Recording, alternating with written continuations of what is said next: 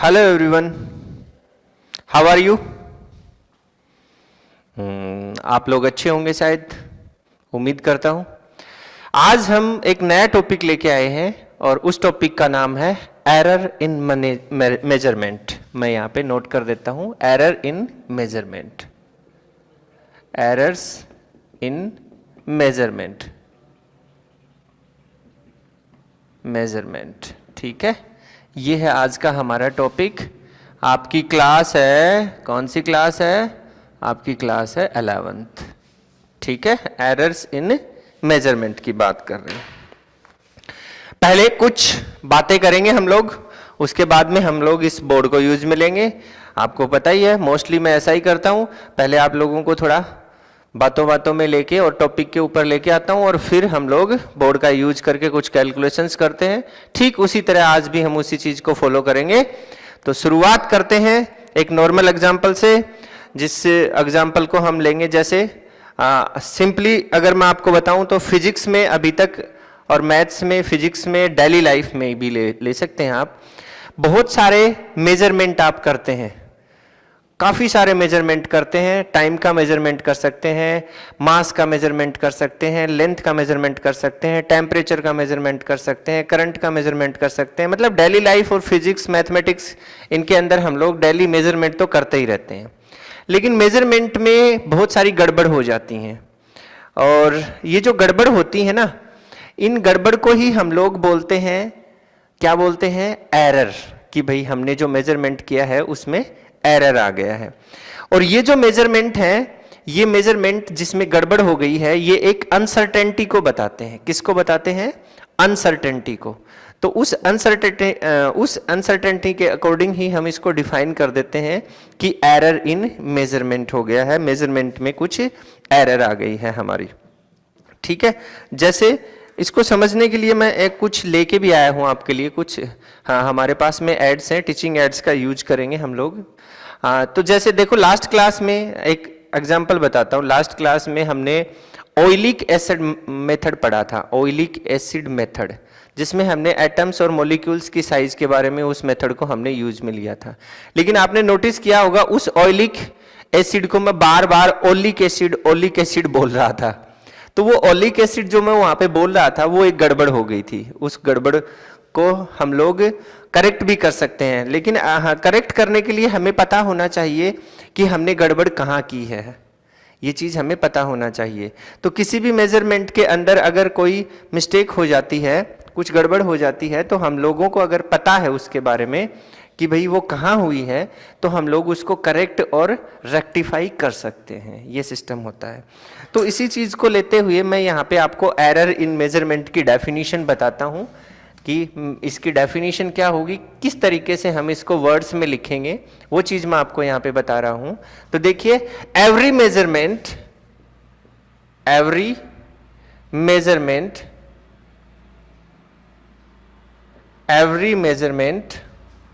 by any measuring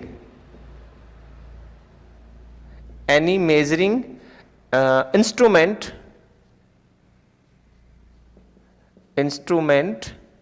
measuring any instrument contains some uncertainty,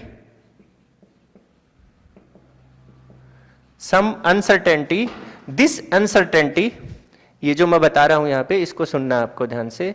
this uncertainty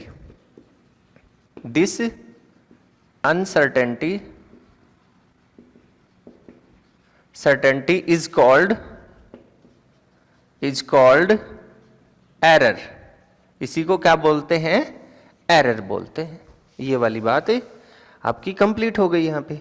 जैसे for example देखो, हम लोग अगर मेजरमेंट की बात करें तो हमारे पास दो टाइप के मेजरमेंट आ सकते हैं। वैसे अगर हम बात करें तो एक और मेजरमेंट होता है जिसको हम ट्रू मेजरमेंट बोलते हैं। लेकिन अगर एक बेसिकली तरीके से देखें तो हमने दो तरीके से मेजरमेंट को लिया। एक लिया मेजर्ड वैल्यू, ठीक, और फिर दूसरा लिया हमने जैसे फॉर्मूला लगा दिया, फॉर्मूले से हमने क्या किया? कैलकुलेटेड वैल्यू निकाली।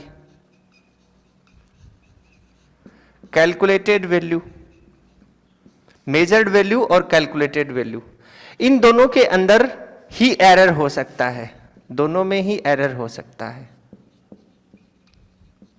ठीक है, अब इस चीज को हम डिस्क्रिप्टिव तरीके से कैसे पढ़ेंगे उसके बारे में मैं आपको बताऊंगा। तो इसमें है ना, देखिए ज्यादातर चीजें जो होती हैं इसके अंदर वो आपको थ्योरेटिकल समझनी पड़ेंगी। एग्जाम्पल के तौर पे इसमें कुछ न्यूमेरिकल्स आएंगे जो हम डिस्कस करेंगे, लेकिन उससे पहले इसके जो कॉन्सेप्ट हैं उसको हमें थ्योरेटिकल ही समझना पड़ेगा। तो उसको थ्योरेटिकल समझने के लिए जैसे सबसे पहले मेरे पास में ये मार्कर है, सपोज कीजिए ये मार्कर है, इस मार्कर की लेंथ मुझे मेजर करनी है। तो मेरे पास में ये एक स्केल भी है, ध्यान से देखिएगा, ये स्केल है इस तरीके से, इस स्केल से मैं इस मार्कर की लेंथ को मेजर कर रहा हूं और मैंने यहां से इसको मेजर किया। देखिए इस स्केल के ऊपर दो मेजरमेंट है, आपको नजर आ रहे होंगे, आपको नहीं नजर आ रहे हैं तो मैं इसको यहाँ पे बना दूंगा बोर्ड पे, लेकिन एक बार के लिए मैं बता रहा हूं। एक साइड में इसके सेंटीमीटर की स्केल है, दूसरी साइड में इसके इंचेज की स्केल है, इंच की स्केल है। तो अगर मैं इसको इंच में मेजर करता हूं तो मेरे पास इसकी आती है 5.4 इंच, और अगर मैं इसको सेंटीमीटर में मेजर करता हूं तो मेरे पास इसकी जो है वो 14 सेंटीमीटर आती है। कितनी आती है? 14 सेंटीमीटर। ठीक है, तो मैंने इस मार्कर को मेजर किया और दोनों ही डिफरेंट टाइप की स्केल्स थी। कैसे मेजर किया मैं आपको बताता हूं, देखिए ध्यान से। इसके लिए हमने क्या किया, यहां पे एक डायग्राम बनाया, डायग्राम बनाते हैं हम लोग। हमने एक स्केल लिया, यहां से ये लीजिए एक स्केल है हमारे पास, इस तरीके से एक स्केल बना देते हैं, ये लीजिए। अब इस स्केल के ऊपर हमने यहाँ पे कुछ वैल्यूज लिख दी, जैसे ये लीजिए 1 2 3 4 5, और यहाँ पे ऐसे आगे भी डाल दी, ऐसे बना दिया है। ये जो लाइनें मैं बना रहा हूँ ना यहाँ पे, ये लाइनें जो छोटी छोटी लाइनें होती हैं इनको बोलते हैं ग्रेजुएशंस, ग्रेजुएशंस हैं ये, ग्रेजुएशंस। ठीक है, अब हमने मार्कर लिया और मार्कर को जैसे ही मेजर किया, जैसे फॉर एग्जांपल मान लीजिए इस तरीके से ये हमारा मार्कर है, ऐसे है ये हमारा मार्कर, ऐसे है। ठीक है, ये इसका कैप है, ये ऐसे मार्कर है। हमने इसको मेजर किया, सपोज कीजिए कि यहाँ पे 12 है और हमने इसको मेजर किया, तो इस तरीके से हमारी जो मेजरिंग जो है, इस लाइन को मैं यहाँ कर देता हूँ ऐसे, ये देखिए आप, इस तरीके से हमारा ये पॉइंट मिल रहा है हमें। ये जो पॉइंट है आपको नजर आ रहा होगा, ये 12 और इसको मैंने बोला 11.9, ये वाला जो है ये 11.8, तो 12 और 11.9 के बीच में आ रहा है हमारा ये पॉइंट। ठीक है, एक चीज ये देखते जाना आप, इस एग्जाम्पल से हम समझेंगे। फिर हमने इसी स्केल को, देखिए इसके ऊपर छोटे वाला और है हमारे पास में, स्केल और है छोटे वाली, इसको अगर हमने यहां से ऐसे दिखाया, इसको अब की बार दूसरा मेजरिंग स्केल ले लिया यहाँ पे, जिसके अंदर ये ग्रेजुएशंस जो हैं, मैं यहाँ पे दिखा दूंगा इसको, ये छोटे छोटे छोटे छोटे बना देंगे अब की बार हम, और छोटे, और ये इस तरीके से बना देंगे ऐसे। यहाँ पे लिख दिया 12 और इस तरीके से हमने ये छोटे छोटे ग्रेजुएशंस बना दिए इसके। ठीक है, ऐसे बना दिए। अब देखिए यहां से जब मेजर करते हैं तो ये यहां आ रही है, हमारा पॉइंट यहां आ रहा है। ये अगर 12 सेंटीमीटर आया है तो इसको मान लेते हैं हम 12.354 सेंटीमीटर, ऐसे लिख दिया इसको। ठीक है, ऐसे हमने इसको डिनोट कर दिया है। अब इसको समझना है, समझने के लिए मैं आपको एक चीज बताऊंगा, उसको हमें याद रखना है। लीस्ट काउंट क्या होता है? लीस्ट काउंट, लीस्ट काउंट का मतलब होता है किसी भी मेजरिंग स्केल की मिनिमम से मिनिमम मेजर करने की जो कैपेसिटी है उसको बोलते हैं हम लीस्ट काउंट उसका। ठीक है, मतलब मिनिमम से मिनिमम अमाउंट, चाहे वो मास में हो, चाहे वो आपका लेंथ में हो, या अदर कोई हमारी फिजिकल क्वांटिटी में हो, तो उसका मिनिमम से मिनिमम कितना मेजरमेंट किया जा सकता है उस स्केल के थ्रू, उस पर्टिकुलर स्केल के थ्रू, उसे हम बोलते हैं उसका लीस्ट काउंट। जैसे ऊपर वाली स्केल में अगर हम देखें तो आपको पता है एक लाइन जो है वो 0.1 को डिनोट कर रही है, 0.1 सेंटीमीटर को, तो इसका लीस्ट काउंट हो गया 0.1 सेंटीमीटर। दैट मीन्स 11.9 11.10 होते ये 12 हो गया, और 11.8, तो इन दोनों लाइंस के बीच में, इन दोनों ग्रेजुएशंस के बीच में जो मेजरमेंट होगा उसे ही हम बोलेंगे लीस्ट काउंट। अब यहां पे देखिए, यहां पे तो और भी बिल्कुल बारीक बारीक लाइनिंग बनी हुई है, तो ये जो लाइनिंग, बारीक लाइनिंग बनी हुई है, ये इस लाइनिंग के कंपैरिजन में ज्यादा पास पास है। मतलब इसका रिजोल्यूशन और इस लाइंस का रिजोल्यूशन दोनों का डिफरेंट है, और इसका ये ग्रेजुएशंस जितने ज्यादा बने हुए हैं उतना ही कम इसका लिस्ट काउंट होगा। ये याद रखना है हमें। जो ग्रेजुएशंस जो हैं, ये लाइनें जो हैं जिनको हम ग्रेजुएशंस बोलते हैं, ये जितना ज्यादा बना हुआ होता है उसका लिस्ट काउंट उतना ही कम होता है। तो इसका लिस्ट काउंट कम होगा। लिस्ट काउंट इसका तो होगा लेस। किससे लेस होगा? इसका लेस होगा किससे होगा? इस वाले से। इसका लिस्ट काउंट इतना आया है हमारा। इतना समझ में आया? अब देखो दोनों से वैल्यू अलग अलग आ रही है। ये एक अलग स्केल थी, ये एक अलग स्केल है। दोनों स्केल से हमारी वैल्यू जो है वो एक में 11.9 आ रही है, 11.9 से थोड़ा सा दोनों के बीच में आ रही है, तो उसके बीच में हमारे पास में कोई मेजरमेंट का कोई डिजिट नहीं है, तो हम इसको 11.9 मान लेते हैं, 11.9 सेंटीमीटर। और इस वाले को हमने इतना मेजर किया, तो दोनों के बीच की ये है। अब देखो, अब एक काम करेंगे, अब हमें पता ही नहीं है कि इसकी एग्जैक्ट वैल्यू, दैट मीन्स इसकी ट्रू वैल्यू कितनी है, इसकी लेंथ की ट्रू वैल्यू कितनी है। तो ये कौन सी कंपनी का है, एक बार देखता हूं मैं, कैमलिन का है। ठीक है, कैमलिन की वेबसाइट पे जाएंगे और कैमलिन की वेबसाइट पे जाके इस मार्कर के स्पेसिफिकेशंस को चेक करेंगे, तो वहां पे हमें इसकी जो लेंथ है, ट्रू लेंथ, वो हमें मिल जाएगी। ठीक है, क्योंकि वहां पे जहां पे ये मैन्युफैक्चर हुआ है उनका मेजर करने का जो स्टैंडर्ड है वो हमारे स्टैंडर्ड से काफी बेटर होता है, इसलिए वो इसकी ट्रू वैल्यू हमें दे सकते हैं। तो ट्रू वैल्यू मान लीजिए आपकी कितनी आई? ट्रू वैल्यू आपकी आई मान लीजिए 12 सेंटीमीटर, इसकी वेबसाइट पे चेक किया तो अब हमें क्या चेक करना है कि इस ट्रू वैल्यू के पास वाली वैल्यू कौन सी है? ये वाली नहीं है, ये वाली हो सकती है। तो हम लोग इसको, ये वाली जो है ना, इसको एक्यूरेट ले लेंगे, इसको एक्यूरेट बोलेंगे। और एक प्रीसीजन होता है, वो क्या होता है वो मैं आपको अभी बताऊंगा। देखिए ध्यान से सुनिए आप। सबसे पहले हम लोग इसको देखेंगे। ठीक, अब देखो हम बात कर रहे थे यहाँ पे प्रीसीजन की और एक्यूरेसी की, तो इस एग्जाम्पल से भी हम उस चीज को समझ सकते हैं। सबसे पहले हम बात करें अगर प्रीसीजन की, प्रीसीजन का मतलब होता है जो वैल्यू हम मेजर कर रहे हैं उसकी डिटेल मेजरमेंट। तो देखिए इसके अंदर डिटेल मेजरमेंट जो है वो लीस्ट काउंट के अकॉर्डिंग होगा। दैट मीन्स ये 0.1 सेंटीमीटर मिनिमम से मिनिमम मेजर कर सकती है, और इसका जो लीस्ट काउंट है वो इससे कम है। तो इस स्केल का प्रीसीजन जो है वो ज्यादा बेटर होगा। ये ज्यादा प्रीसाइज सिस्टम है हमारा, क्योंकि इसके अंदर डिटेल्ड ज्यादा है मेजरमेंट की। देखो कितना छोटा छोटा मेजरमेंट हो रहा है। तो जो डिटेल्ड ज्यादा होती हैं मेजरमेंट के लिए, और जो लीस्ट काउंट जिसका कम होता है उसको हम प्रीसाइज बोलते हैं, और उसको हम प्रीसीजन बोलते हैं। मेजरमेंट के लिए ये अच्छा प्रीसाइज हमारा स्केल है, और इसी तरीके से इसके लिए भी हम लोग यूज कर सकते हैं। दोनों के अंदर डिफरेंस आपको नजर आ रहा है। अब अगर हम एक्यूरेसी की बात करें, तो एक्यूरेसी में देखो, जैसे हमने इसकी जो ट्रू वैल्यू है वो जैसे 12 सेंटीमीटर आई थी आपकी, मैंने बोला वेबसाइट पे अगर हम चेक करते हैं तो इतनी आती है। उसके बिल्कुल पास वाली, उसके जस्ट पास वाली मेजर्ड वैल्यू हमें लेनी है, जिसको हम एक्यूरेट मान लेते हैं, और इसी चीज को हम एक्यूरेसी बोलते हैं। जैसे उसके पास वाली हमारी कौन सी आई थी? 11.9 सेंटीमीटर आई थी। क्यों आई थी 11.9? इसलिए लिया हमने क्योंकि 11.9 और 12 के बीच में हमारा मेजरमेंट आ रहा था, जिसके लिए हमारे पास में कोई यहाँ पे प्रीसीजन या कोई भी हमारे पास में यहाँ पे डिटेल वैल्यू नहीं थी।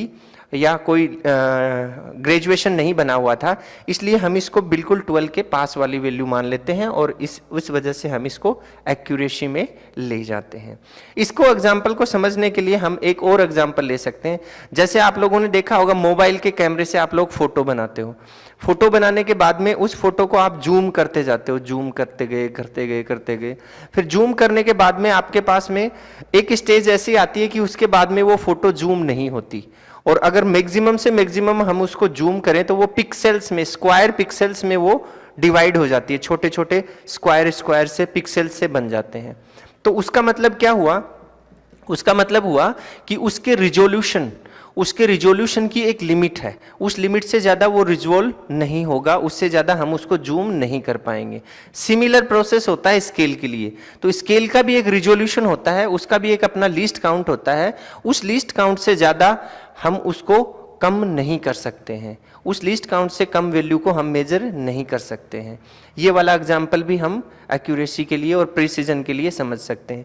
और वो जो कम से कम उसका रिजोल्यूशन, कम से कम उसका लिस्ट काउंट हम देख पा रहे हैं जूम करके, वो जैसे इस स्केल को मैं जूम करता जाऊं, ऐसे जूम करता जाऊं, तो ये स्केल जो है आपको जूम करने के बाद में ऐसी नजर आने लग जाएगी। इस वाली स्केल की बात कर रहा हूं मैं, ये आपको लाइनें जो है वो ऐसी नजर आने लग जाएंगी, ऐसी, और ये बड़ी लाइन इधर, इस तरीके से। तो हम इससे ज्यादा इसको जूम नहीं कर पाएंगे, मतलब ये मिनिमम से मिनिमम इस लाइन से और इस ग्रेजुएशन से और इस ग्रेजुएशन के बीच की डिस्टेंस को ही मिनिमम से मिनिमम मेजर कर सकती है। ये इसका प्रिसीजन है। इस तरीके से हम इसको समझ सकते हैं। अब अगर हम आगे चलें तो हम बात करेंगे एरर और टॉलरेंस की। किसकी बात करेंगे? एरर और टॉलरेंस की। ये वैसे देखा जाए तो एरर और टॉलरेंस जो है वो एक ही चीज होती है, लेकिन फिर भी हम इसको थोड़ा समझ लेते हैं कैसे होती है ये एक चीज। देखो जैसे शादी, ब्याह, निकाह, मैरिज, सब एक ही चीज है, बट उनके नाम डिफरेंट डिफरेंट रख दिए गए हैं। ठीक है, ऐसे ही अगर मैं बात करूं तो टॉलरेंस की अगर मैं बात करूं तो जैसे फॉर एग्जांपल मैं है ना एक गारमेंट्स की शॉप पे गया और मेरी जो कमर है वो है 33, और मैं जीन्स लेने के लिए वहां पे गया तो बंदे ने क्या बोला, हमें खुद को ही पता है कि जीन्स की जो साइज होती है वो 28 और 28 इंच, 30, 32 और 34, 36 एंड 38 और 40 ऐसे साइज में आती हैं, आपको पता ही है। तो मेरी जो साइज है वो तो 33 है, तो मुझे क्या करना पड़ेगा, ध्यान से सुनिए, या तो मैं 32 की जींस लूंगा या फिर मैं 34 की जींस लूंगा, क्योंकि 33 साइज की तो होती ही नहीं है। तो उस केस में मुझे क्या करना पड़ेगा, थोड़ा एडजस्ट करना पड़ेगा। अगर 32 की लेता हूं तो मेरे को थोड़ा अपना पेट अंदर दबा के और फिर उस जींस को पहनना पड़ेगा, एडजस्ट करूंगा मैं थोड़ा। अगर 34 की लेता हूं, लूज रहती है, तो बेल्ट लगा के उसको एडजस्ट करूंगा। तो मतलब एरर तो है ना उस केस में, बिल्कुल है। तो उस एरर को हमने क्या किया, उस एरर को हमने टॉलरेट कर दिया है। क्या कर दिया है? टॉलरेट कर दिया है। जैसे जूतों का एग्जांपल ले लीजिए आप, हम लोग जूते लेके आते हैं, तो जैसे मान लो कि मेरे है ना 7.5 नंबर के जूते आते हैं, जबकि 7.5 नंबर के तो जूते कंपनी बनाती नहीं है, वो तो 7 और 8, 9, 10, 11 इन नंबर्स के जूते बनाती है, 6, ठीक है, और मुझे 7.5 के आते हैं। तो मैं क्या करूंगा, मैं 7 नंबर के या 8 नंबर के लूंगा। 7 के तो मैं लूंगा नहीं, क्योंकि मेरे पैर को वो दबाएगा तो मैं कंफर्ट फील नहीं करूंगा। तो मैं 8 नंबर को लूंगा और 8 नंबर में मैं बोलूंगा कि हाँ इतना ठीक है, मैं एडजस्ट कर लूंगा इस चीज को। या तो आप सॉक्स को थोड़ा मोटा वाला सॉक्स पहनने लग जाओ, तो ये 0.5 का जो हमारे पास में आया है सिस्टम, यहाँ पे जो 1 इंच का सिस्टम आया है जींस में, ये एरर ही तो है। इस एरर को हमने क्या कर दिया है, यहाँ पे टॉलरेट कर दिया है, नजरअंदाज कर दिया है। समझ रहे ना आप? इस चीज को हम इस तरीके से समझ सकते हैं। ठीक है, ये जो एग्जाम्पल ले रहे थे हम, अगर इसको हम ऐसे लिखें, जैसे ये वाला एग्जाम्पल है जींस वाला, अगर मैं इसको ऐसे लिख दूं 32 प्लस,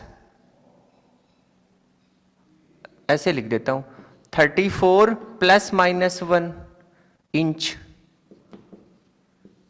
तो प्लस करेंगे तो ये 35 हो जाएगा, तो ये हमारे आउट ऑफ कंट्रोल है। तो 32 प्लस माइनस 1 इंच ऐसे लिख सकता हूं मैं यहाँ पे इसको।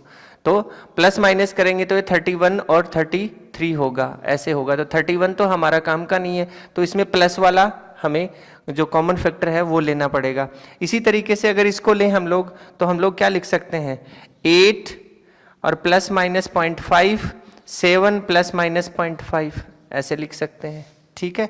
या फिर ऐसे लिखेंगे 7 और ये एक नंबर ज्यादा है तो 1 लगाएंगे, यहाँ भी पॉइंट को नहीं लेंगे, 1, 7 प्लस 1 और 8 माइनस 1, ऐसे दिखाएंगे इसको, ठीक है।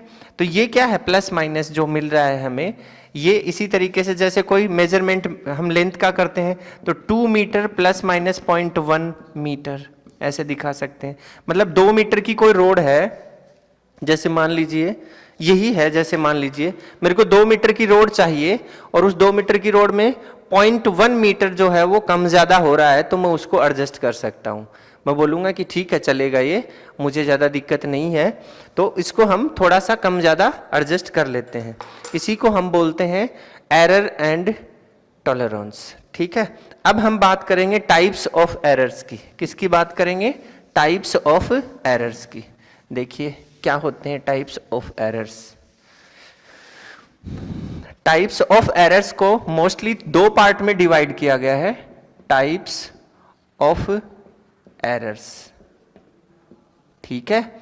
इसको 2 पार्ट में डिवाइड किया गया है इस तरीके से, देखिए। फर्स्ट पार्ट में हम बोलेंगे सिस्टेमेटिक एरर्स, ठीक है।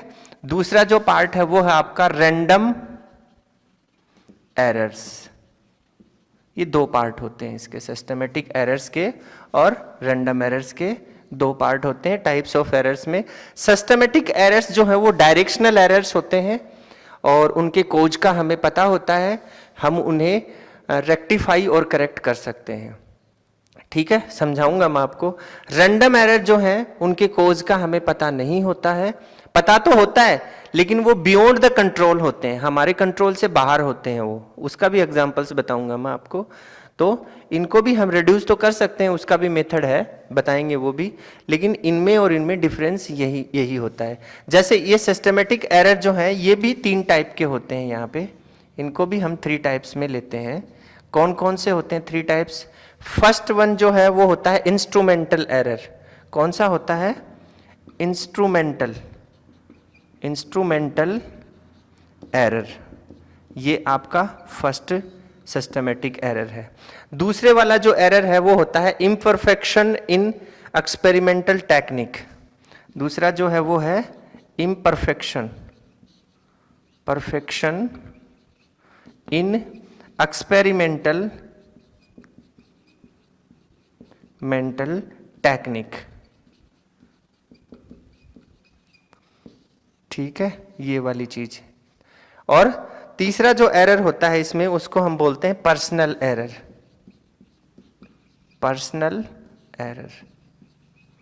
इस तरीके से ये आपका फ्लो चार्ट बन गया किसका? टाइप्स ऑफ एरर का।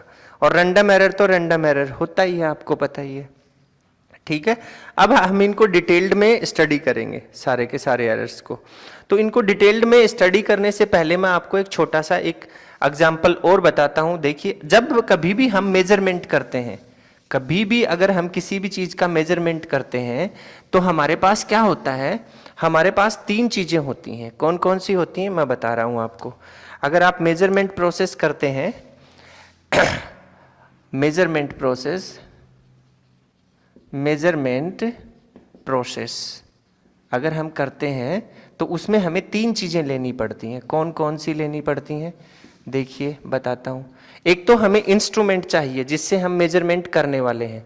तो सबसे पहली चीज क्या होती है? मेजरिंग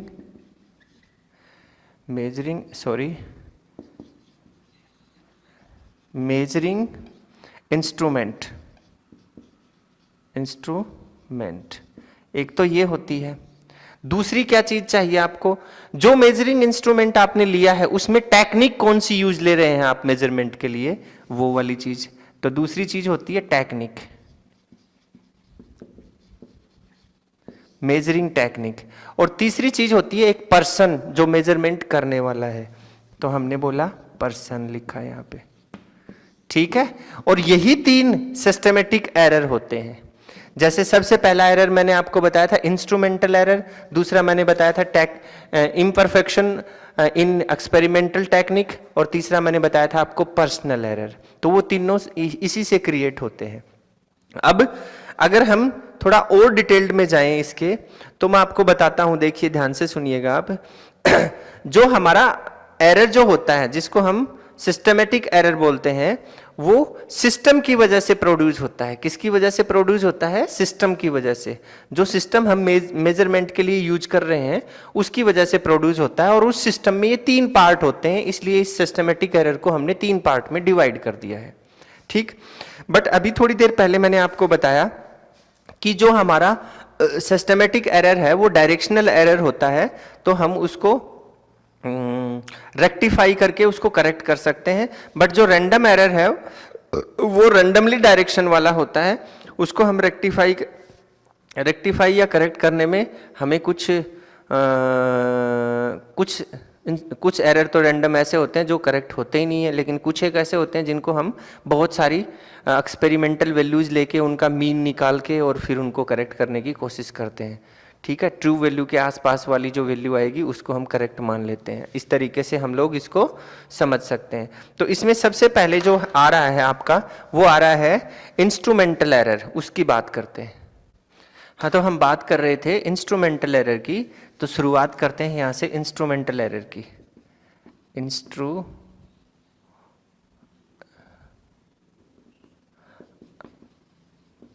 इंस्ट्रूमेंटल एरर, ठीक है। इंस्ट्रूमेंटल एरर क्या होगा? ये इंस्ट्रूमेंट की जो डिजाइन होती है, जब वो मैन्युफैक्चर किया जाता है, उस केस में अगर उसकी मैन्युफैक्चरिंग के टाइम में उसकी डिजाइन में कोई फॉल्ट हो, या फिर वो डैमेज हो गया हो, जब हम उसको यूज में लेने जा रहे हैं उससे पहले ही मान लो वो डैमेज हो गया हो। जैसे ये स्केल आपको नजर आ रही होगी, देखिए इसमें थोड़ा सा बैंड है बीच में, ये देखिए यहाँ पे थोड़ा सा बैंड है, इसमें नजर आ रहा होगा आपको। ठीक है, इस बैंड की वजह से इसके कुछ दैट मीन्स कुछ मिलीमीटर जो लेंथ है वो डिक्रीज हो गई है यहाँ पे। ठीक है, तो ये वाली चीज भी हम इसमें ले सकते हैं। तो इसको डिफाइन कैसे करेंगे मैं बताता हूं आपको। Errors due to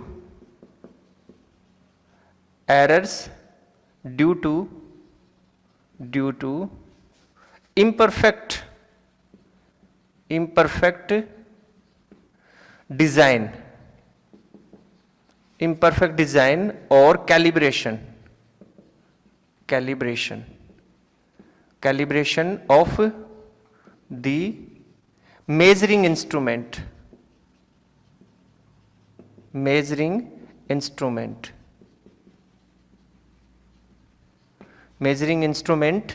0 error in the instrument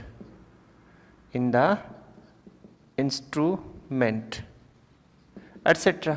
अब ये 0 एरर क्या होता है, ये दिक्कत हो गई। ठीक है, देखो, हाँ, आपने देखा होगा जो कारपेंटर लोग होते हैं, वो मैं भी हूं बाईकास्ट। ठीक है, तो आपने देखा होगा कारपेंटर लोग जो होते हैं उनके पास एक मेजरिंग टेप होता है, मतलब वो एक छोटा सा एक बॉक्स होता है, उसमें एक टेप उसके अंदर राउंड में लिपटा रहता है, उसको बाहर निकाल के वो मेजर करते हैं। तो आप देखना कभी भी आपको चांस मिले तो उसमें आगे जो मेटल की एक पत्ती लगी रहती है वो थोड़ी सी लूज रहती है, ऐसे आगे पीछे हिलती रहती है वो ऐसे। ठीक है, अभी मेरे पास था नहीं तो मैं आपको बता देता उसको दिखा के ही। वो पत्ती जो है, जैसे ही हम उसको यहाँ से ऐसे डाल के मेजर करेंगे तो वो ऊपर की तरफ खिसक जाएगी, और जो मेजरमेंट है उसमें कुछ की लेंथ जो है वो इंक्रीज हो जाएगी। और अगर हम उसको ऊपर से प्रेशर डाल के अगर हम उसको मेजर करते हैं तो वो दब जाती है नीचे की साइड में, और उस केस में जो मेजरमेंट है वो अलग टाइप का आएगा।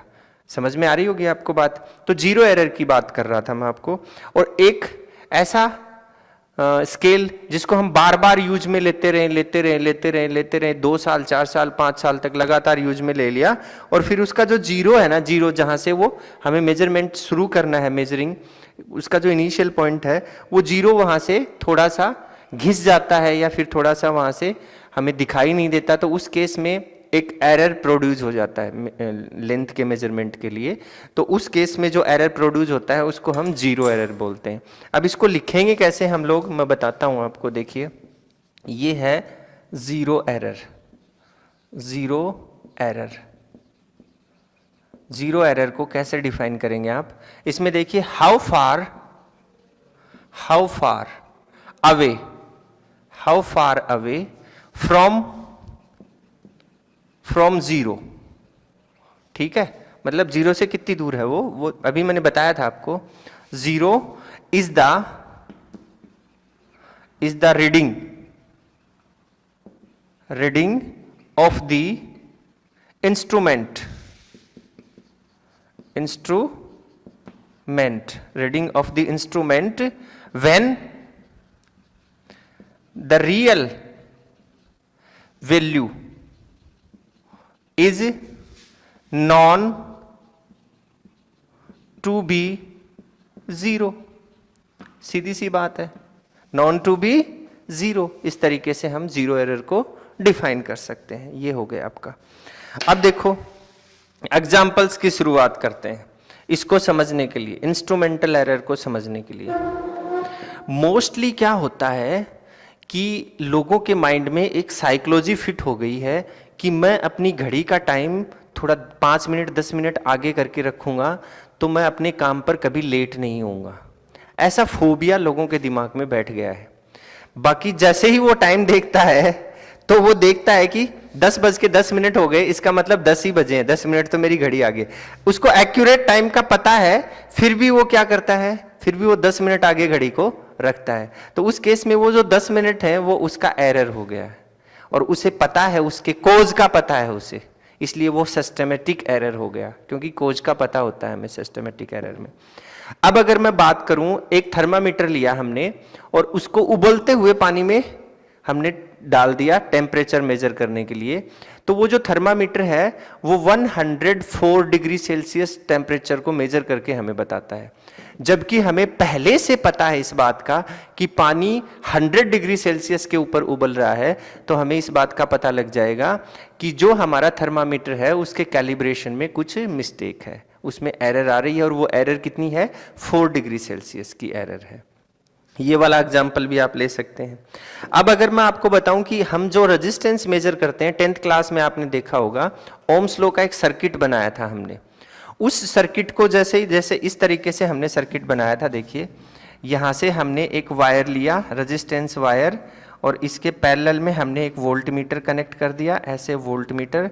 यहाँ से दूसरा वायर आया, यहाँ पे एक बैटरी लगाई हमने इस तरीके से, और यहाँ पे हमने एक एमीटर कनेक्ट कर दिया, ऐसे एमीटर, ये वोल्ट मीटर, और इस तरीके से हमने इसका कनेक्शन बना दिया प्लस माइनस। तो ये जो रेजिस्टेंस है जिसका हमें रेजिस्टेंस मेजर करना है इस मतलब इस सर्किट के थ्रू, इसमें हम एमीटर और वोल्ट मीटर का जो रेजिस्टेंस है उसको हम नेग्लिजिबल मान लेते हैं, जबकि हमें पता है कि इन दोनों का कुछ ना कुछ तो अपना खुद का रेजिस्टेंस होगा, लेकिन फिर भी हम नेग्लिजिबल मान लेते हैं। और नेग्लिजिबल मान के इस रेजिस्टेंस का हम वैल्यू डिफाइन भी करते हैं कि इतनी वैल्यू इसकी आती है। लेकिन उस वैल्यू में क्या एरर नहीं है, बिल्कुल एरर है, क्योंकि उसमें हमने वोल्ट मीटर और एमीटर के रेजिस्टेंस को ऐड नहीं किया था, और ये वायर जो कनेक्ट कर रखे हैं इसको भी ऐड नहीं किया था रेजिस्टेंस को। तो उस केस में हम ये भी एक चीज इसके अंदर लेते हैं। और अगर एग्जाम्पल लें हम लोग, तो जैसे पेंडुलम होता है आपका, जैसे इसी को पेंडुलम बना देता हूं मैं। देखिए ये स्केल है मेरे पास, ये स्केल नजर आ रही है ना आपको, ये एक पेंडुलम देखिए ऐसे हिल रही है, ये पेंडुलम है ऐसे, इसके नीचे एक बॉब लगी हुई है, ऐसे मान लीजिए बॉब है, ठीक है, तो ये ऐसे ऐसे हिल रही है, ये पेंडुलम हो गया आपका। अब जब हम पेंडुलम की कैलकुलेशन करते हैं, उसके टाइम पीरियड की कैलकुलेशन करते हैं, तो उसका जो फॉर्मूला हमें मिलता है t = 2 पाई रूट L/z, ये फॉर्मूला मिलता है। और ये L क्या है, लेंथ ऑफ द स्ट्रिंग होती है, और G क्या है, एक्सेलरेशन ड्यू टू ग्रेविटी होती है। लेकिन हम उस केस में हमेशा एक चीज अज्यूम करते हैं, इसी क्लास में आएगा, मैं आपको पढ़ाऊंगा, ठीक है। हम ये अज्यूम करते हैं कि जो स्ट्रिंग है पेंडुलम की, ऐसे जैसे ये आपका पेंडुलम है, रिजिड सपोर्ट है, और इससे एक स्ट्रिंग है, उस स्ट्रिंग से ये बॉब लटका हुआ है, इसको हमने ऐसे डिस्प्लेस किया, ये थीटा एंगल है, और यहाँ से इस तरीके से ये ओसिलेट कर रहा है। तो ये जो स्ट्रिंग है इसको हम मासलेस मान लेते हैं, मासलेस स्ट्रिंग मानकर हम इसका टाइम पीरियड निकालते हैं, जबकि हमें खुद को पता है कि ये मासलेस नहीं हो सकती, इसमें कुछ ना कुछ तो मास होगा। तो इसका टाइम पीरियड क्या करेक्ट आएगा? उस केस में नहीं आता है, क्योंकि हम मासलेस मान के निकालते हैं, जबकि उसका मास उसमें ऐड करेंगे तो कुछ ना कुछ तो इफेक्ट उसके ऊपर पड़ेगा। तो ये भी इस चीज के अंदर हम इंस्ट्रूमेंटल एरर में हम ले सकते हैं। और भी अगर हम एग्जांपल लें, जैसे मेरे पास में ये डस्टर है, सपोज कीजिए कि एक सरफेस है मेरे पास, इस सरफेस के ऊपर ये कोई दूसरी बॉडी रखी हुई है। इस बॉडी को जैसे ही मैं यहाँ से फोर्स लगाऊंगा, ऐसे फोर्स लगाऊंगा, तो ये आगे मूव हो रही है, आपको नजर आ रहा होगा। तो उस केस में जब हम फोर्स की कैलकुलेशन करते हैं तो हम इस सरफेस को फ्रिक्शनलेस और इस सरफेस को भी फ्रिक्शनलेस, दोनों सरफेस को फ्रिक्शनलेस मानकर ही उसकी कैलकुलेशन करते हैं। और हमें ऑलरेडी इस बात का पता है कि ये दोनों जो है वो फ्रिक्शनलेस नहीं है। जैसे कि ऐसा डायग्राम हमने बनाया भी है, ये कोई m मास की बॉडी है, हमने इसको फोर्स लगाया F और ये इस तरफ क्या कर रही है? मूव हो रही है। तो इस बॉक्स के और इस सरफेस के बीच का जो फ्रिक्शन है उसको हम क्या मान लेते हैं? जीरो मान लेते हैं। जबकि मैं आपको एक बात बता देता हूं क्लियर, कि इस दुनिया में फ्रिक्शन जीरो कभी नहीं हो सकता, उसको रिड्यूस किया जा सकता है, मतलब मिनिमम से मिनिमम हम कर सकते हैं जितना पॉसिबल हो, लेकिन उसको जीरो नहीं कर सकते। यहां पर हम इसको फ्रिक्शनलेस सरफेस ले रहे हैं, फ्रिक्शनलेस सरफेस तो होता ही नहीं है एक्चुअल में अगर देखें तो, ठीक है। तो ये वाली जो चीजें हैं इनसे हमें पता चलता है किस तरीके से सिस्टमेटिक एरर जो है वो प्रोड्यूस होता है, ये हम इसके अंदर ले सकते हैं। जीरो एरर के बारे में भी मैंने आपको बताया। अब जीरो एरर में देखिए, जीरो एरर में है ना, जीरो एरर में क्या होता है, अभी अभी मैंने बताया था वो इंच टेप वाला जो एग्जांपल ऊपर नीचे वाला, उसमें 0.1 और 0.1 का प्लस माइनस होता है। जैसे ऐसे मेजर किया तो वो बढ़ गया, ऐसे दबा के मेजर किया तो वो घट गया, मतलब हम उसमें प्लस माइनस 0.1 को ले लेते हैं और इसको फिर टॉलरेट कर देते हैं। और टॉलरेट करने का सिस्टम भी मैंने आपको बताया कि इतना पॉइंट का जो डिफरेंस है वो खास नहीं है, वो चलेगा, ऐसे हम लोग इसको कर लेते हैं, लेकिन वो रियल में एक एरर तो होता ही है। तो जीरो एरर के लिए अब जो अगली जो हमारी एरर आती है वो आती है आपकी इम्परफेक्शन इन एक्सपेरिमेंटल टेक्निक्स, जो टेक्निक वाली जो है ना वो आती है। अब देखो इम्परफेक्शन मतलब जो टेक्निक आप यूज ले रहे हैं मेजरमेंट में, उसके अंदर अगर आप परफेक्ट नहीं है टेक्निक में, तो उस केस में भी एरर प्रोड्यूस होता है। अब देखो यही है, जैसे ये वाला ही है, जैसे इसको मैं पेंडुलम बना दूं, इसमें देखिए एक मिनट, जैसे ये लीजिए, मैंने इसको पेंडुलम बना दिया है, ऐसे ध्यान से देखिएगा आप, ये लीजिए ऐसे इसको रिप्लेस करके छोड़ दिया। अब ये ओसिलेशन कर रहा है, अपनी मीन पोजीशन के टू एंड फ्रो ओसिलेशन कर रहा है, आपको नजर आ रहा है। अब देखिए इसका जो ओसिलेशन है उसमें अगर इस तरीके से हमने बनाया और ये इस तरीके से और ये डॉटेड लाइन बना के दूसरा इस तरीके से, ये एंगल थीटा जो है ये जितना कम होगा उतनी ही ज़्यादा हमें एरर की जो गुंजाइश है वो कम रहेगी। लेकिन अगर इस थीटा की वैल्यू ज़्यादा हो जाए, ऐसे मतलब इतना डिस्प्लेस कर दिया इसको और अब देखिए इसको ज़्यादा डिस्प्लेस कर दिया, तो उस केस में भी हमारा इम्परफेक्शन हो जाता है। जो टेक्निक हमने यूज में ली है उसमें इम्परफेक्शनेस आ गई है। तो अब इसी एग्जाम्पल को देखो एक दूसरे तरीके से बताता हूं मैं आपको। जैसे आपने पैरेलैक्स मेथड पढ़ा था, पैरेलैक्स मेथड में हम लोग क्या करते हैं, हम लोग जैसे हमारा सन है, ऐसे ही बहुत सारे सन हमारी गैलेक्सी में है और ऐसी गैलेक्सी और भी बहुत सारी हैं हमारे यूनिवर्स में। तो उस केस में हम लोग क्या करते हैं, मतलब एक गैलेक्सी से दूसरी गैलेक्सी या फिर एक गैलेक्सी में जो दूसरा सन है जिसको हम लोग एक स्टार मान लेते हैं और उस स्टार को हम लोग डिस्टेंस मेजर करते हैं, तो उसमें पैरेलैक्स मेथड का यूज में लेते हैं और उस स्टार को हम पॉइंट ऑब्जेक्ट मानते हैं, जबकि हमें पता है कि वो पॉइंट ऑब्जेक्ट नहीं है, वो भी बहुत बड़ा एक मतलब गोला है। तो उस बहुत बड़े गोले को हम पॉइंट ऑब्जेक्ट कैसे मान सकते हैं, आप सोचिए जरा, लेकिन हम फिर भी उसको मानते हैं ऐसे। जैसे ये अर्थ है आपका, इस अर्थ से ये सन है आपका और यहाँ पे कोई एक और दूसरा कोई स्टार है ऐसे, तो यहाँ से देखिए इस तरीके से हम लोगों ने ऐसे माना इसको और फिर यहाँ से इसको ऐसे माना और फिर हमने ये पैरेलैक्स मेथड बनाया था, ऐसे पैरेलैक्स मेथड। ये एंगल जो होते हैं आपके, ये एंगल हम लोग मेजर करते हैं, पैरेलैटिक एंगल जिनको बोलते हैं हम लोग। लेकिन एक चीज यहां पे कंसीडर कीजिए कि ये चाहे कितनी भी दूर हो ये ऑब्जेक्ट, लेकिन इस ऑब्जेक्ट से आने वाली, इस स्टार से आने वाली जो रेज हैं वो कभी भी पैरेलल तो नहीं होंगी ना, जरा दिमाग लगाइए आप। हाँ, ये बात जरूर है कि उसकी लेंथ जो है वो बहुत ज्यादा करोड़ों अरबों किलोमीटर में है, बहुत दूर है, वो काफी सारी लाइट ईयर्स में है वो डिस्टेंस। तो उस केस में उनको हम पैरेलल मान लेते हैं, और वो एक तरीके से देखा जाए तो वो पैरेलल हो भी सकती हैं। लेकिन अगर प्रिंसिपली अगर देखा जाए तो वो पैरेलल कैसे होंगी, इस स्टार से आने वाली तो रेज तो ऐसे होंगी, देखिए आप ध्यान से, ऐसे होंगी कि नहीं होंगी, बिल्कुल होंगी। लेकिन डिस्टेंस की वजह से हम उनको पैरेलल ले लेते हैं और पैरेलक्स मेथड से हम लोग डिस्टेंस को मेजर करते हैं, जबकि जो मेजर की गई डिस्टेंस है उसको हम करेक्ट भी मान लेते हैं। लेकिन क्या उस केस में वो करेक्ट मान सकते हैं हम लोग? मान तो लेते हैं, लेकिन मान सकते हैं क्या? नहीं मान सकते। अगर एग्जैक्ट वैल्यू निकालनी है तो वो पैरेलल नहीं होती हैं, ये हम लोग यहाँ पे कंसीडर कर सकते हैं, ठीक है। और वो पैरेलल नहीं होती हैं तो हम लोग एक एस्टिमेटेड वैल्यू वहाँ पे मिलती है, और वो एरर वाली वैल्यू होती है।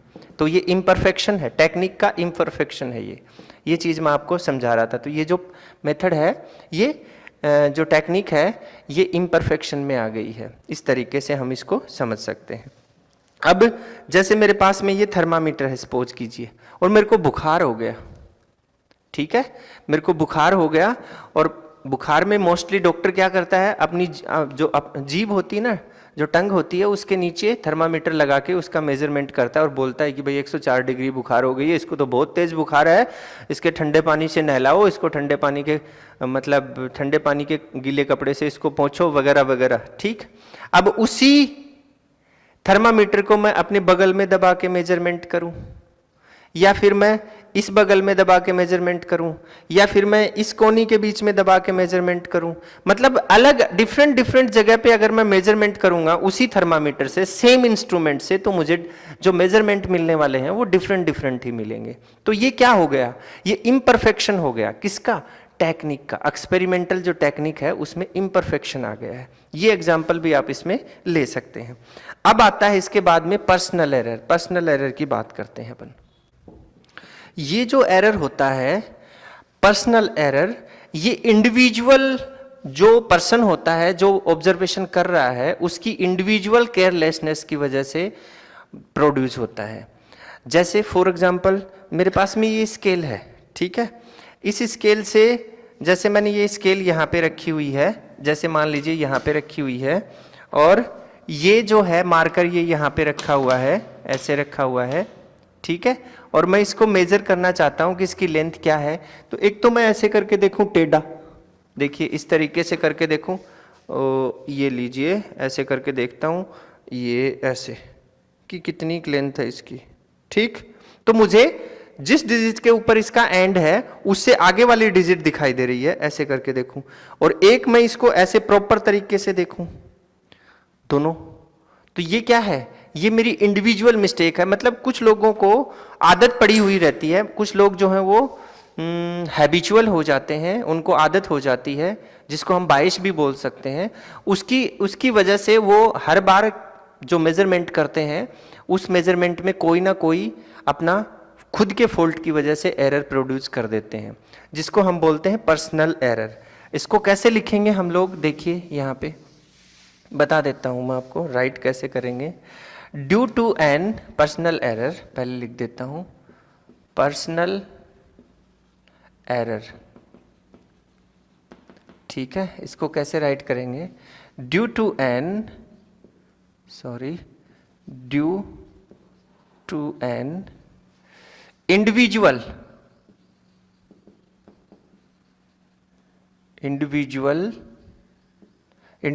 बायस।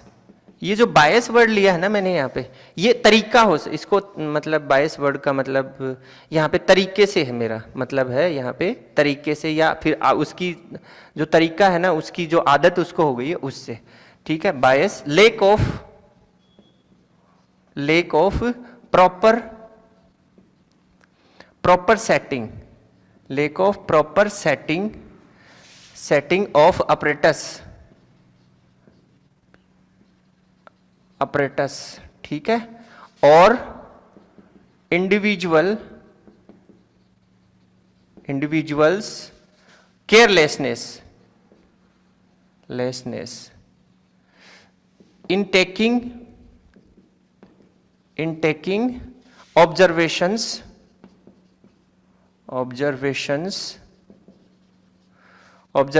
without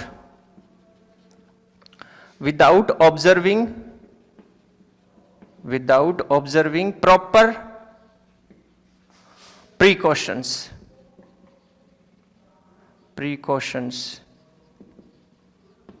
ये आएगा इसके अंदर, ठीक है। जैसे देखो हम लोग एक्सपेरिमेंट करते हैं, आप लोगों ने 10th क्लास में कुछ एक्सपेरिमेंट किए होंगे, आपके सर ने करवाए होंगे, केमिस्ट्री से रिलेटेड, फिजिक्स से रिलेटेड या फिर बायो से रिलेटेड। तो उसमें जो ऑब्जर्वेशन हम लेते हैं, जो रीडिंग हम ले रहे हैं उसके अंदर, उसमें कोई फॉल्ट मतलब तरीके से ना लें हम लोग, या फिर उस रीडिंग को लेने में हम गलती कर दें, वो पर्सनल एरर होता है। जैसे 0.1 आया, 0.1 सेंटीमीटर आया और उसको हमने लिख दिया 0.01 सेंटीमीटर, ये भी पर्सनल एरर में ही आता है, मतलब केयरलेसनेस। तो कोई भी एक्सपेरिमेंट करते हैं तो उस एक्सपेरिमेंट में आप देखोगे, अभी 11th क्लास में आए हो तो एक्सपेरिमेंट्स करोगे, आप 12th में भी करोगे, तो हर एक्सपेरिमेंट के बाद में कुछ प्रीकॉशंस दी हुई होती हैं। वो प्रीकॉशंस इसीलिए दी जाती हैं कि इस एक्सपेरिमेंट को करते टाइम आप इन प्रीकॉशंस को ध्यान में रखिए, अदरवाइज आपका जो एक्सपेरिमेंटल जो रीडिंग है, जो ऑब्जर्वेशन है, वो गलत हो सकते हैं। जैसे आप कोई भी सर्किट का कर रहे हैं तो उसमें वायर्स जो जोड़ते हैं आप, वो कनेक्टिविटी बनाते हैं, तो उस वायर को ढीला छोड़ दिया तो करंट का फ्लो जो है वो उसके अंदर रुक जाएगा या फिर कम करंट फ्लो होगा। ऐसे ही सर्किट के अंदर वायरिंग को लूज रख देते हैं, जो अभी बता रहा हूं मैं आपको। और भी बहुत सारी ऐसी मिस्टेक्स होती हैं जो हमारे ह्यूमन नेचर से हो जाती हैं, उनको हम बोलते हैं पर्सनल एरर्स बोलते हैं, ठीक है। अब आता है रैंडम एरर की बात करेंगे हम लोग। किसकी बात करेंगे? रैंडम एरर की। तो रैंडम एरर में तो मैं आपको पहले ही बता चुका हूं। रैंडम एरर को समझने के लिए मैं आपको एक बात बताता हूं, ध्यान से सुनिए आप। रैंडम एरर, इसको समझने के लिए हम एक देखो, अभी तक जो सिस्टमैटिक एरर्स आपने पढ़े हैं, उन सिस्टमैटिक एरर्स में हमें एक ही चीज देखने को मिली कि 0.1 ऊपर या 0.1 नीचे, ऊपर नीचे प्लस माइनस में वैल्यू चलती थी, या तो प्लस में ही रहेगी या फिर माइनस में ही रहेगी, ठीक है। ऐसा हमने देखा, तो उसके अंदर हमें डायरेक्शन का पता चल रहा था कि प्लस में है तो वो इतनी ज्यादा है उससे, माइनस में है तो वो इतनी कम है उससे, मतलब हमें डायरेक्शनली उसका पता चल रहा था। लेकिन रैंडम एरर में क्या होता है?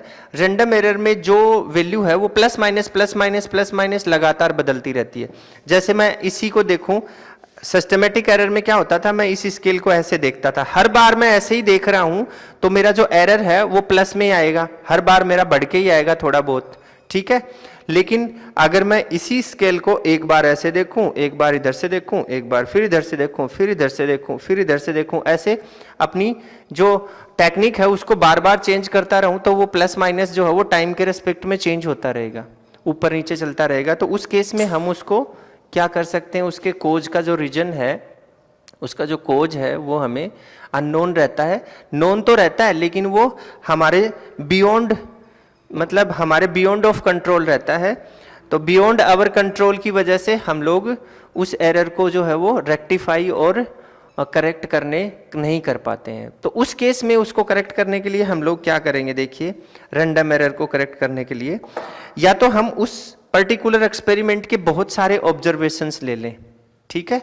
जैसे मान लीजिए कि हम किसी चीज को मेजर कर रहे हैं, इस तरीके से मेजर कर रहे हैं और उसके जो मेजरमेंट है वो अलग अलग आ रहे हैं, ये आ गया, फिर ये आ गया, फिर ये आ गया, फिर ये आ गया, ठीक है।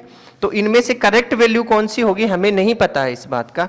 तो हमने इन पांचों की पांचों वैल्यूज का क्या कर लिया, ऐड करके इसका मीन निकाल लिया और उस मीन को इस मेजरमेंट की ट्रू वैल्यू से कंपेयर कर लिया। ट्रू वैल्यू जो है ना, ट्रू वैल्यू से कंपेयर कर लिया, तो वो ट्रू वैल्यू के अगर आसपास आ रही है तो हम उसको करेक्ट वैल्यू, मेजरमेंट की करेक्ट वैल्यू का नाम दे देते हैं। ये सिस्टम होता है किसके अंदर, आपके रैंडम एरर के अंदर।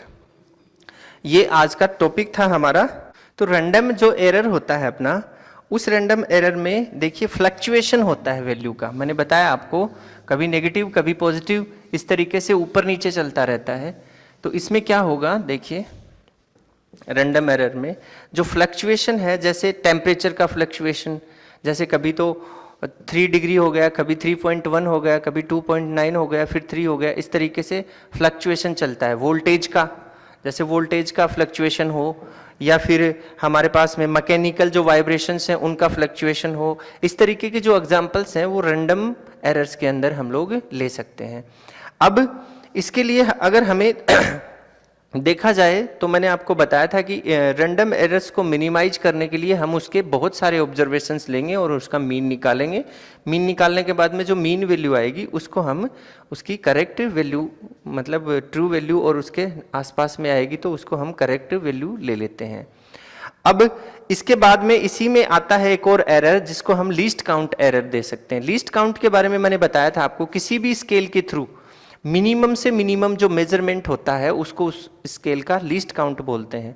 और ये लीस्ट काउंट किस पे डिपेंड करता है? ये लीस्ट काउंट डिपेंड करता है कि उस स्केल के ऊपर ग्रेजुएशंस कितने हैं, कितने ग्रेजुएशंस दिए हुए हैं उसके ऊपर। जितने ज़्यादा ग्रेजुएशंस होंगे उसका लीस्ट काउंट उतना ही कम होगा और उसका जो रिजोल्यूशन है वो उतना ही ज़्यादा होगा। तो रिजोल्यूशन ज़्यादा होगा तो उसका लीस्ट काउंट ज़्यादा, मतलब कम होता चला जाएगा, वो ग्रेजुएशंस ज़्यादा बनते चले जाएंगे। तो उसी के बेस पे हमने लीस्ट काउंट बनाया है, यहाँ पे लीस्ट काउंट एरर बनाया है। और इसको रिड्यूस करने के लिए हमें हाई प्रिसीजन वाले, जो हायर प्रिसीजन वाले जो इंस्ट्रूमेंट होते हैं जिनका रिजोल्यूशन ज़्यादा होता है उनको यूज में लेते हैं हम लोग। ठीक है, तो देखिए लीस्ट काउंट एरर की बात करते हैं। Least count error, least count error, इसकी बात करते हैं हम लोग। तो एरर, ये वाला जो एरर है ये होता है associated error,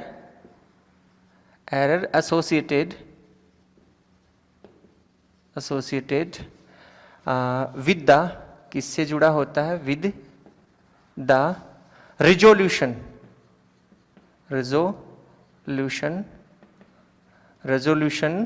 of the instrument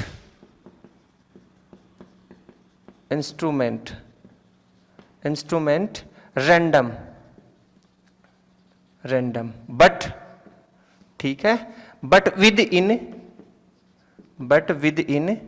A limited. ऐसा तो है नहीं कि किसी भी चीज का रिजोल्यूशन जो है उसकी लिमिट ही ना हो, कहीं तक भी उसको रिजोल्व कर सकते हैं हम लोग। लिमिटेड होता है, लिमिटेड साइज रैंडम एरर, ठीक है। इट कैन बी रिड्यूस्ड, कैसे रिड्यूस करेंगे? रिड्यूस्ड हायर प्रिसीजन वाले इंस्ट्रूमेंट को यूज करके। It can be reduced by using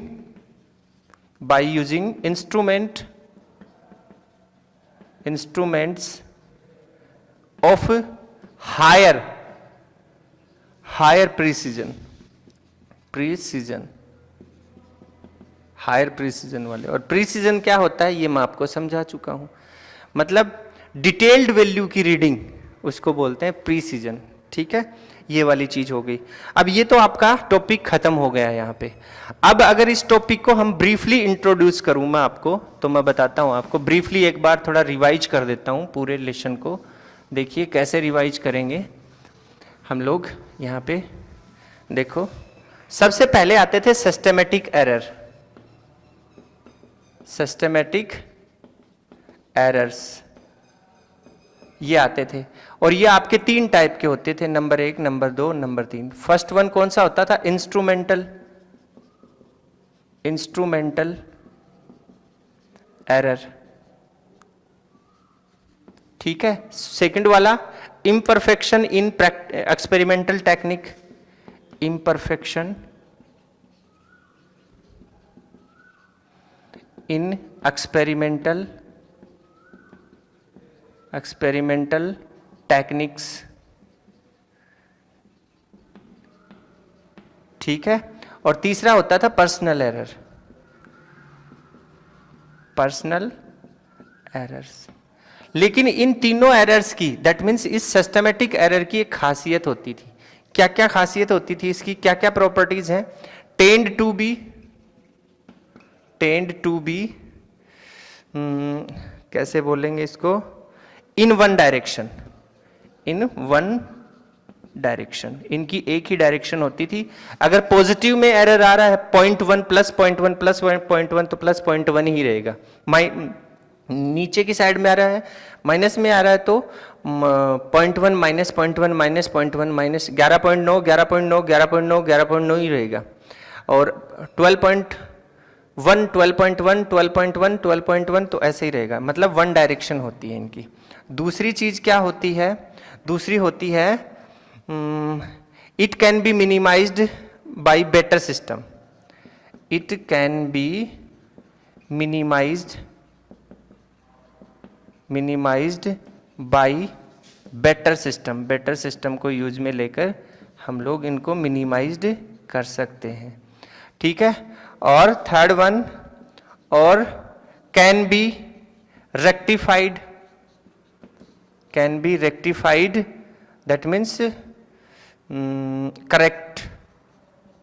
corrected, rectified and corrected, ऐसे बता सकते हैं। ये तो हो गया सिस्टमेटिक एरर का brief introduction.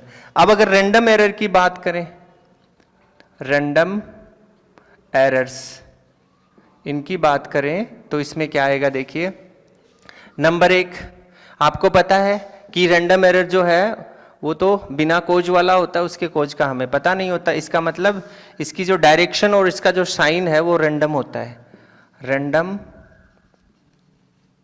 Random sign and direction, कभी पॉजिटिव कभी नेगेटिव, कभी पॉजिटिव कभी नेगेटिव, ठीक है। नंबर 2, इसको रिड्यूस कैसे कर सकते हैं हम? मोर ऑब्जर्वेशंस लेकर, more observations can reduce random errors. ये लीजिए, ये आपका ब्रीफली डिस्क्रिप्शन हो गया है किस लेसन, इस टॉपिक का। नेक्स्ट टॉपिक में हम इन एरर से रिलेटेड न्यूमेरिकल्स की बात करेंगे। आज वाली बात आपको समझ में आई होगी, मैंने अपनी तरफ से कोशिश की है, सोचता हूँ, उम्मीद करता हूँ कि आपको समझ में आई होगी। नेक्स्ट क्लास में हम फिर से मिलेंगे कुछ न्यूमेरिकल्स के साथ, तब तक के लिए इजाज़त चाहता हूँ। Thank you, have a nice day everybody.